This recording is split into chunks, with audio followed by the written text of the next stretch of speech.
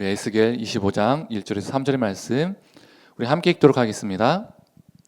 여호와의 말씀이 또 내게 임하여 이르시되 인자야 네 얼굴을 암몬 족속에게 돌리고 그들에게 예언하라. 너는 암몬 족속에게 이르기를 너희는 주 여호와의 말씀을 들을지어다. 주 여호와께서 이같이 말씀하셨느니라. 내 성소가 더럽힘을 받을 때에 네가 그것에 관하여 이스라엘 땅이 황폐할 때에 네가 그것에 관하여 유다 족속이 사로잡힐 때에 네가 그들에 대하여 이르기를 아하 좋다 하였도다. 아멘. 성도님들, 사람들은 때로 이렇게 착각을 하면서 살 때가 있습니다. 그리고 그 착각이 깨졌을 때 크고 작은 충격을 받기도 하죠. 예를 들어서 저 같은 경우 몇 번의 착각 때문에 충격을 받은 적이 있습니다. 미혼 시절에 절 좋게 봐주신 지인들이 소개팅을 주선해줘서 여러 번의 소개팅을 한 적이 있습니다. 소개팅을 처음 만나고 상대방이 마음에 들면 뭘 하죠? 애프터 신청이란 걸 하죠. 이 상대방에게 애프터 신청을 하고 한 번도 거절을 당해본 적이 없습니다. 네. 웃으시는 분이 계세요. 특히 우리 아내가 웃습니다. 네. 오히려 제가 상대방을 거절하는 입장이었습니다. 잘생기지는 않았지만 충분히 호감을 줄 수 있는 외모, 괜찮은 목소리, 키도 작지 않은 편, 유머 감각도 있고 나름 괜찮은 남자라고 저를 생각했었습니다.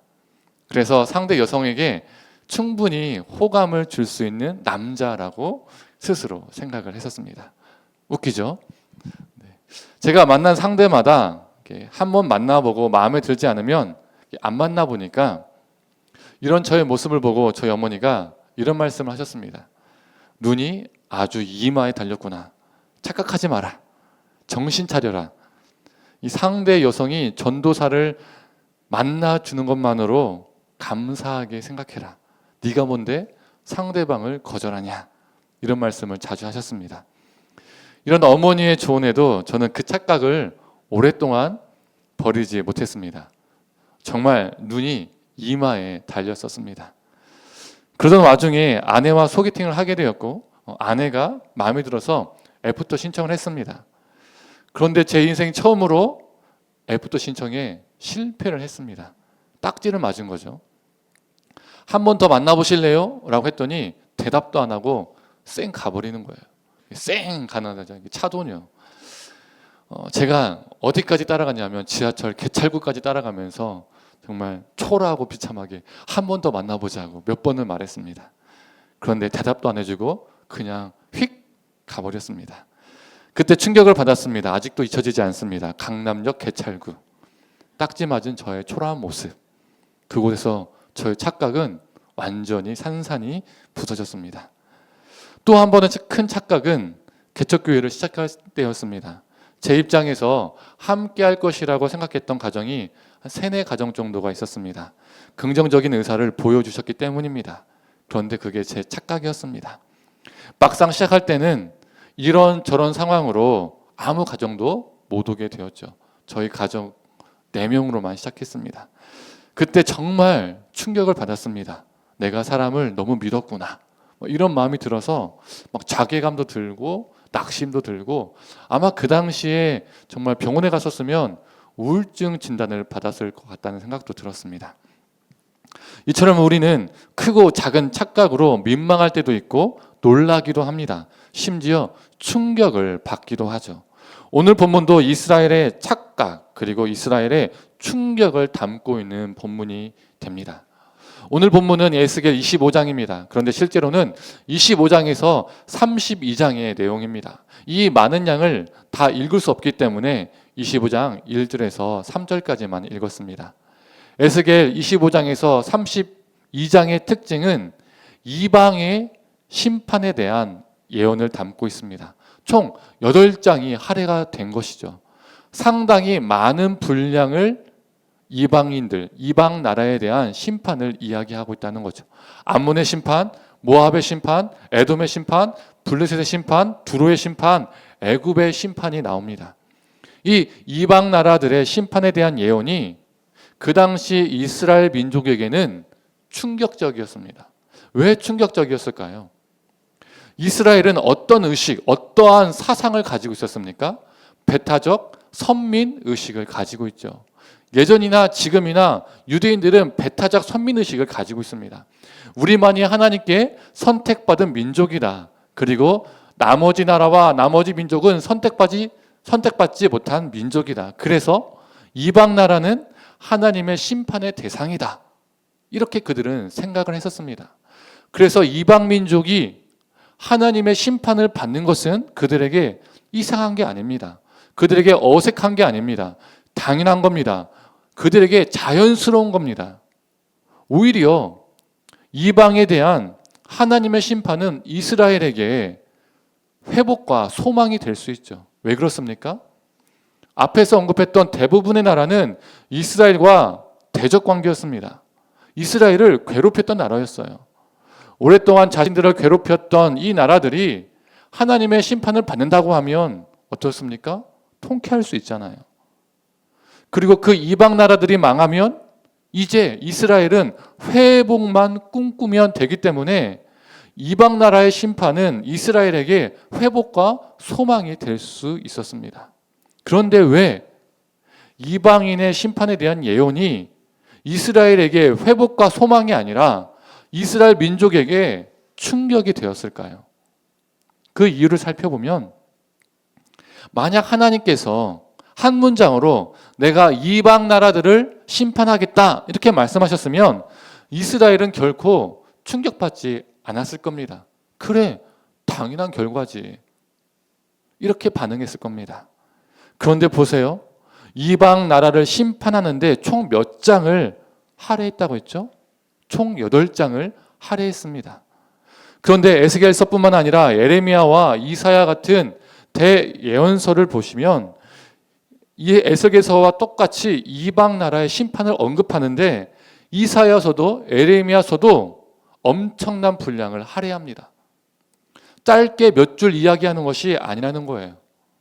이사야서는 13장에서 23장까지 총 11장을 할애하면서 이방 나라의 심판을 선포합니다. 예레미야서는 46장에서 51장까지 총 6장을 할애하면서 이방 나라를 심판을 선포하죠. 하나님이 그냥 짧게 블레셋 아웃, 모압 아웃, 암몬 아웃, 애굽 아웃, 이방 나라들을 내가 심판하겠다 이렇게 짧게 말씀하신 게 아니에요. 예언자들의 입을 통해서 상당히 길게, 상당히 구체적이게 그들의 죄악을 언급하시면서 이방 나라의 심판을 선포하십니다. 그렇다면 그들이 심판을 받는 이유가 무엇입니까? 하나님을 믿지 않아서요? 대부분 우리는 이방 나라들이 하나님께 심판을 받은 이유가 그들이 하나님을 믿지 않아서라고 생각하는 경향이 있습니다. 그런데 예언서를 보시면 예언서에 나오는 이방 나라에 대한 심판을 보시면 이방 나라들이 하나님의 심판을 받을 때에 하나님을 안 믿었다는 이유로 하나님께 심판을 받는 경우는 한 번도 없습니다. 우리 생각과 완전히 다릅니다. 우리는 그들이 하나님을 안 믿어서 심판을 받았다라고 생각하는데 실제로 하나님을 안 믿었다는 이유로 그들이 심판을 받았다는 내용은요 한 군데도 나오지 않아요. 우리 생각과 다르다는 거죠. 우리의 편견입니다. 이방의 심판 기준과 이스라엘의 심판 기준은요 다릅니다. 이방의 심판 기준이 무엇일까요? 일반 은총의 근거에서 심판을 받습니다. 일반 은총은 이게 뭐냐면 이성과 양심의 근거에서 심판을 받는다는 거예요. 일반 은총이 무엇입니까? 하나님의 백성들에게만 주어진 것이 아니라 이 땅에 생명을 가진 모든 존재들에게 주어진 은총을 일반 은총이라고 합니다. 인간의 이성과 양심은요 예수 그리스도를 믿는 사람들에게만 주어진 게 아니죠. 모든 사람에게 주어진 겁니다. 모든 사람이 이성과 양심이 있잖아요. 그래서 이성과 양심은 일반 은총이라고 합니다. 그래서 하나님이 허락하신 일반 은총의 근거에서 심판이 내려집니다. 우리 이런 이야기 많이 하기도 하고 들어본 적 있을 겁니다. 이순신 장군과 세종대왕은 정말 훌륭하고 위대하신 분인데 그들이 지옥에 갔을까 천국에 갔을까? 이렇게 훌륭한 분들이 지옥에 간다면 좀 억울한 거 아니야? 이런 생각을 해보신 분들이 있을 거예요. 또 어떤 분들은 아무리 그들이 훌륭해도 위인이어도 예수님 안 믿었으니까 지옥에 갔을 거야, 이렇게 생각하신 분들도 있을 겁니다. 성도님들은 어떻게 생각하십니까? 그들은요, 예수 그리스도의 복음이 이 땅 가운데 들어오기 전에 살았던 사람들입니다. 예수의 옛자도 들어본 적 없는 그들에게 예수님을 안 믿었다는 이유로 너는 지옥행이라고 말한다면 억울하죠. 불공정하죠. 공평하지 않습니다. 그래서 세종대왕과 이순신 장군과 같이 예수 그리스도의 복음이 들어오기 전에 살았던 사람들은 일반 은총에 의해서 심판을 받는 겁니다. 바로 로마서 2장 말씀이 말해주고 있죠. 로마서 2장 14절과 15절을 함께 읽어볼까요? 율법 없는 이방인의 본성으로 율법의 일을 행하는 때에는 이 사람은 율법이 없어도 자기에게 율법이 되나니 이런 이들은 그 양심이 증거가 되어 그 생각들이 서로 혹은 고발하며 혹은 변명하여 그 마음에 새긴 율법의 행위를 나타내느니라. 율법을 아는 자들은 율법으로, 율법이 없는 자들은 양심으로 심판을 받는다는 내용입니다. 구약 시대의 대부분의 사람들은 야훼 신앙, 즉 여호와의 신앙에 대해서요 들어본 적이 없습니다. 왜 그렇습니까? 각자 자신들의 민족이 믿는 고유의 신들이 있었어요. 그리고 정교 일체의 세상이었기 때문에 그 신앙 안에서 모든 삶을 살아갔습니다. 그래서 태어날 때부터 자기 민족의 신들을 믿고 자랐기 때문에 야훼 신앙을 접하기 정말 힘들었어요. 만약 타 민족의 신에 대해서 듣더라도 블레셋은 다곤을 믿는데, 가나안은 바알을 믿는데, 이스라엘은 여호와를 믿는데, 이 정도지 하나님의 율법에 대해서, 하나님의 말씀에 대해서, 하나님의 뜻과 의도에 대해서 세세하게 알기가 힘들었다는 거죠.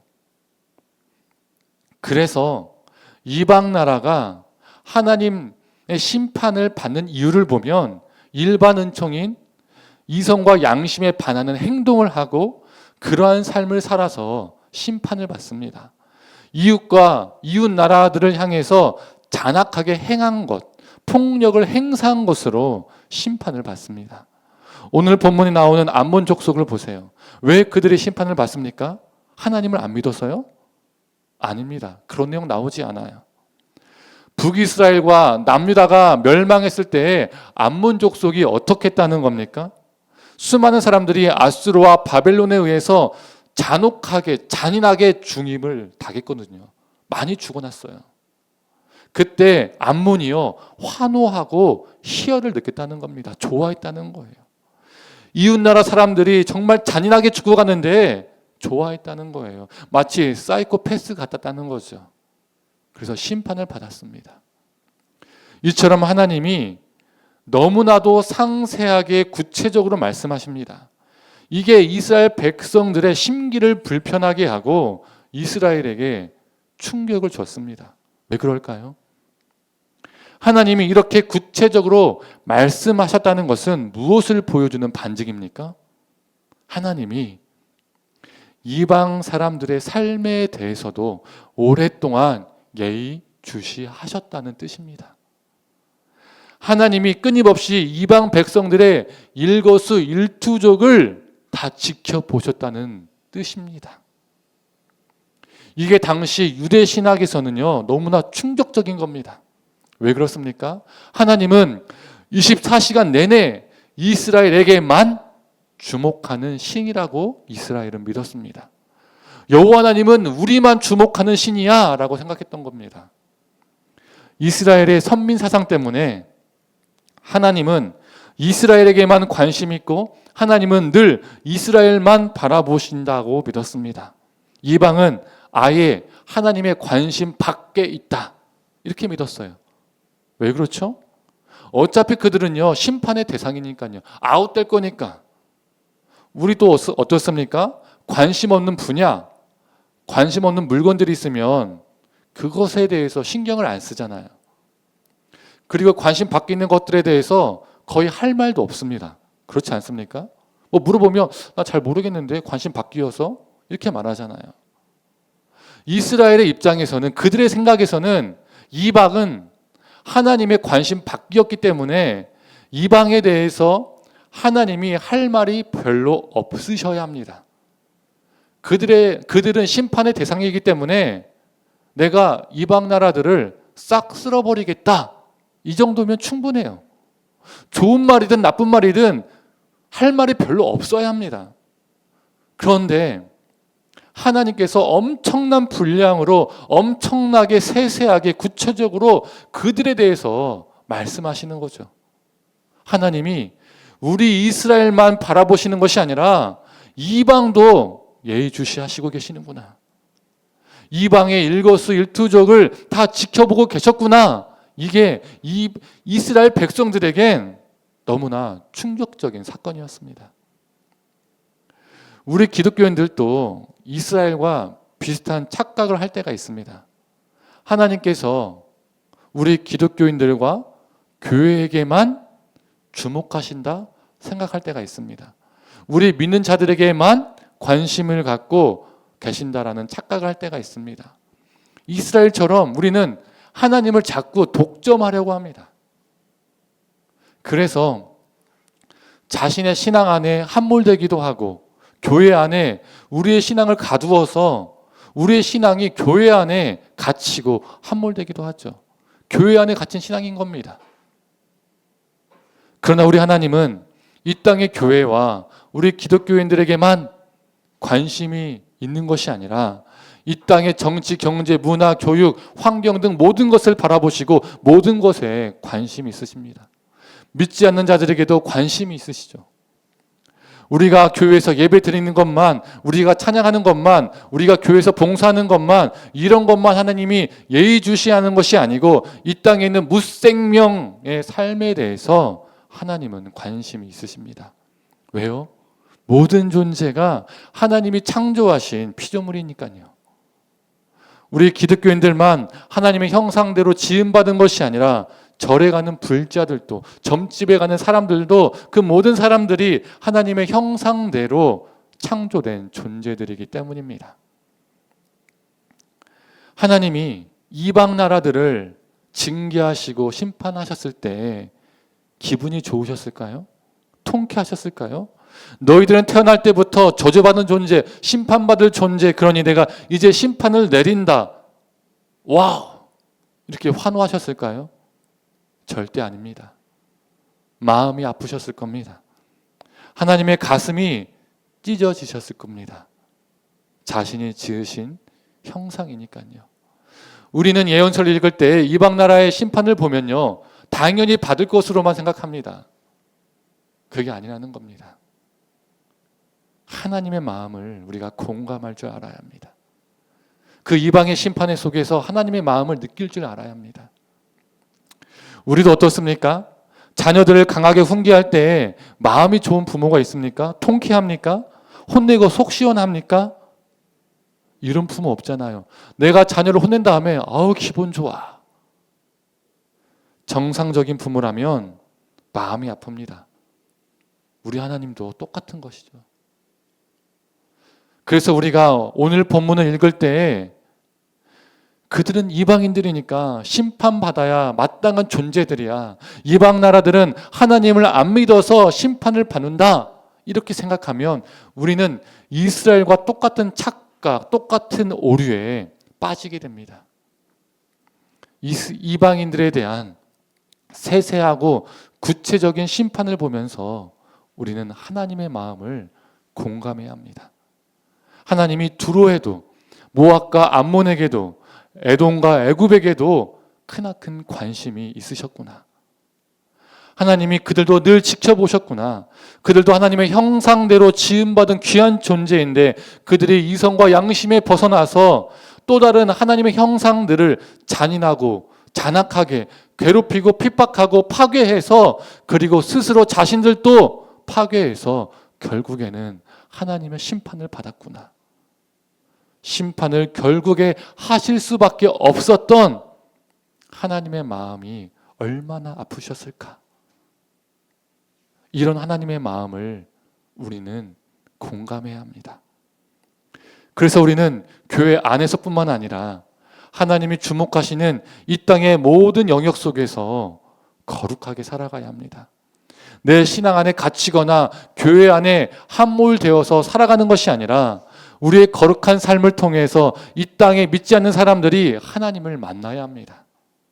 우리를 통해서 하나님의 사랑, 하나님의 공의, 예수 그리스도의 복음과 생명을 그들도 경험해야 합니다. 지금도 하나님은 그들을 지켜보시고 계시기 때문입니다. 하나님의 형상대로 지음받은 무생명들이 하나님과 무관하게 살아가는 것을 보시면서 하나님이 너무나도 아파하시는 것을 우리는 기억해야 합니다. 그 마음을 공감해야 합니다. 하나님의 사랑이 그들에게도 향하고 있다는 것을 우리가 늘 잊지 않고 살아가면서 그들에게 주님의 사랑과 생명을 우리의 입술과 삶으로 전하는 자들이 되기를 간절히 소망합니다. 이제 말씀을 정리하겠습니다. 이방에 대한 심판이 이스라엘에게 충격적인 이유가 지금까지 언급했던 것 말고 하나가 더 있습니다.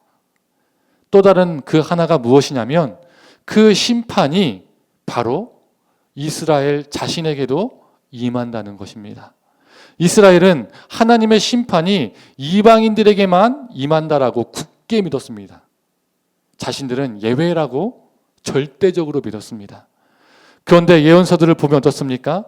이방인들에 대한 심판의 앞뒤로 이스라엘에 대한 심판이 정말 길게 나열이 되어 있죠. 자기들에게만 하나님의 심판이 임하지 않을 것이라는 착각, 이 착각이 이스라엘을 망하게 하는 이유가 되었습니다. 이방인들, 쟤네들이 심판받는 것은 당연해 라고 생각했는데 그 심판이 자기들한테도 온다고 생각해 보세요. 엄청난 충격입니다. 그리고 실제로 북이스라엘과 남유다는 멸망을 했죠. 하나님의 심판으로 인해서 이스라엘의 착각은 산산이 깨졌습니다. 우리도 이스라엘과 비슷한 착각을 할 때가 있습니다. 하나님의 심판대 앞에 서지 않거나 내가 죄를 지어도 하나님이 감형해 줄 것 같은 느낌이 있는 거죠. 세상 법정에서 감형이라는 게 있지 않습니까? 어떤 사람이 죄를 지었습니다. 그리고 판사가 그 죄에 대해서 선고를 하죠. 그때 이런 경우가 있지 않습니까? 죄의 크기가 작진 않으나 지금까지 사회에 공헌한 바가 있으니 또는 초범이니 또는 신미약이니 그런 이유로 감형을 선고하는 경우가 있죠. 10년인데 5년, 6년 선고하는 경우가 있습니다. 하나님의 심판을 우리가 이렇게 생각하는 경우가 있다는 거죠. 나는 하나님의 백성이니까, 나는 오랫동안 교회를 다녔으니까, 예배 열심히 드렸으니까, 교회에서 봉사, 헌신 열심히 했으니까, 난 목사니까, 난 장로니까 좀 뭔가 완화된 기준으로 심판받을 것 같은 느낌, 하나님이 감형해 줄 것 같은 느낌이 있다는 거죠. 그래서 나의 크고 작은 죄악을 무엇인가 열심히 하는 것으로 때우려는 경향이 있습니다. 내가 뭔가를 열심히 하면 하나님이 봐줄 것 같은 느낌이 있다는 거죠. 또 예수를 믿는다고 하면 무조건 심판을 피할 것 같은 느낌, 이런 생각으로 사는 경우가 있습니다. 그런데요, 착각입니다. 복음서에 어떤 말씀이 있습니까? 주여 주여 한다라고 다 하나님 나라에 들어가는 것이 아니라고 예수님께서 말씀하셨죠. 믿지 않는 자나 믿는 자나 우리 모두 다 하나님의 심판대 앞에 섭니다. 그리고 우리는 일반 은총뿐만 아니라 특별 은총까지 받은 존재들이기 때문에 완화된 심판 기준이 아니라 더 엄격한 심판 기준이 임한다는 것을 기억해야 합니다. 우리는 예수 그리스도의 복음을 들어보지 못한 시대에 살고 있는 게 아니죠. 그래서 단순히 양심과 이성으로 판단받지 않습니다. 우리는 하나님의 말씀을 듣고 배웠기 때문에 단순히 예수 믿어 이 말로 심판의 제외 대상이 되지 않습니다. 예수를 믿는다면 하나님의 말씀대로 살아갔는가? 이것으로 평가를 받습니다. 그 믿음을 삶으로 증명했는가? 삶으로 증명하며 살았는가? 이것으로 평가를 받습니다. 교회나 유튜브 방송 등으로 설교를 열심히 듣는 것으로 평가받지 않습니다. 교회 봉사 몇 년 했는가, 헌금 액수 얼마인가, 이것으로 평가받지 않습니다. 목사, 장로, 권사, 집사 등의 직분으로 평가받지 않습니다. 성도님들, 이방인들을 향한 하나님의 심판이 우리에게 두려움과 간절함으로 다가오기를 소망합니다. 그 심판이 나에게도 임할 수 있다는 두려움, 이 두려움이 있어야 우리는 착각하지 않고 교만에 빠지지도 않습니다. 이 두려움은 우리를 겸손하게 만듭니다. 그래서 건강한 두려움이라고 말할 수 있습니다. 두 번째로 간절함을 갖는 겁니다. 우리 하나님은 나와 내 가족, 나의 교회에만 관심이 있는 것이 아니라 하나님이 지으신 모든 피조물에게 관심이 있다는 것을 잊지 말아야 합니다. 이 땅의 정치, 경제, 사회, 문화, 환경, 교육 모든 것을 바라보고 계신다는 것을 기억해야 합니다. 하나님의 형상이 파괴되고 하나님의 창조 질서가 뒤틀어진 이 세상을 보면서 하나님은 지금도 너무나도 마음 아파하신다는 것을 우리 마음에 새겨야 합니다. 그래서 이 땅이 회복되기를 바라시는 하나님의 간절한 마음을 우리도 갖는 것이죠. 그 간절한 마음이 우리에게 있어야 합니다.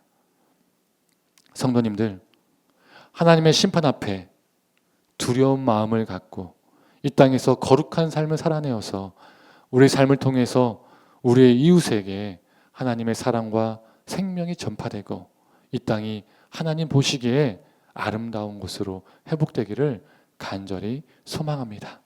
이 시간 찬양하고 기도하도록 하겠습니다.